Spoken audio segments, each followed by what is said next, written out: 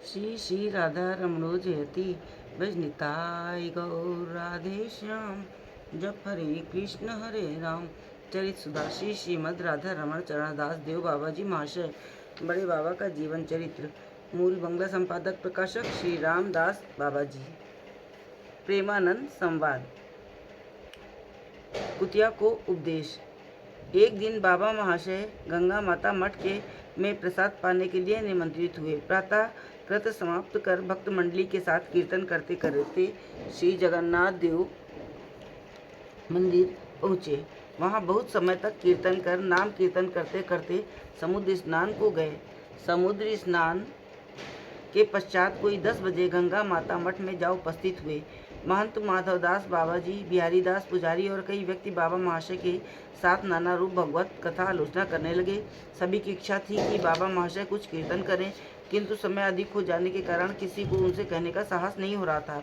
एकाएक बाबा स्वयं बोल उठे, इस समय थोड़ा नाम कीर्तन करने से किसी के भजन में कुछ बाधा तो नहीं पड़ेगी।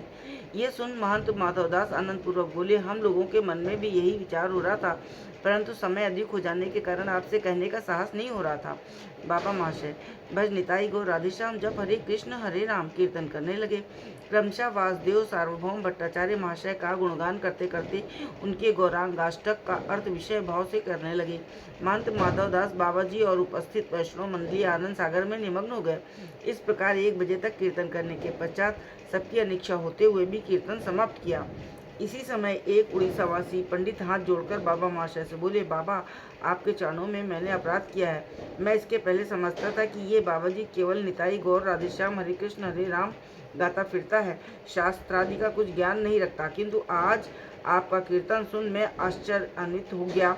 मैं बड़े बड़े महात्माओं का सत्संग करके भी जिस गौरांगाष्टक का विषय अर्थ समझने में असमर्थ रहा, आज आपके मुख से सुर और ताल में उसी गौरांगाष्टक के प्रत्येक शब्द की अति सरल व्याख्या सुनकर अपने पांडित्य अभिमान को धिक्कार रहा हूँ। मैं घोर अभिमानी, भक्तिहीन और पाखंडी हूँ। ये सुन बाबा जी विनीत भाव से बोले, निताई निताई बाबा, मैं तो आप लोगों का दासानुदास हूँ। यथार्थ में शास्त्रादि कुछ नहीं समझता। काठ की पुतली के समान आप लोगों जो बुलवाते हैं वही बोलता हूँ। आप लोग आशीर्वाद कीजिए, जिससे निताई चांद की कृपा से वैष्णव चरणों में सदा मति रहे। इस प्रकार नाना रूप कथोपकथन के पश्चात महाप्रसाद पाकर करीब 3 बजे आश्रम की ओर प्रस्थान किया। हरीश बाबू के घर के निकट देखा कि एक काले रंग की कुतिया रास्ते के बीच में मुंह ऊंचाकर उच्च स्वर से रो रही है। बाबा जी महाशय ने कीर्तन बंद कर एक वृद्धा स्त्री से उसके रोने का कारण पूछा।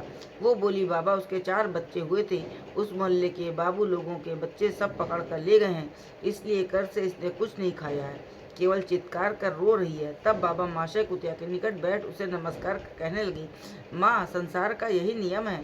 सर्वनियंता भगवान जिसे जिस मुहूर्त में जहाँ भेजते हैं उसे उसी मुहूर्त में वहाँ जाना पड़ता है। कौन किसकी संतान है, कौन किसका माता पिता, संसार केवल माइक संबंध मात्र है। माँ, तुमने पूर्व जन्म की अनेक सुकृतियों के फलस्वरूप धाम में जन्म लिया है, किंतु उस सुकृति को इस प्रकार नष्ट करना ठीक नहीं।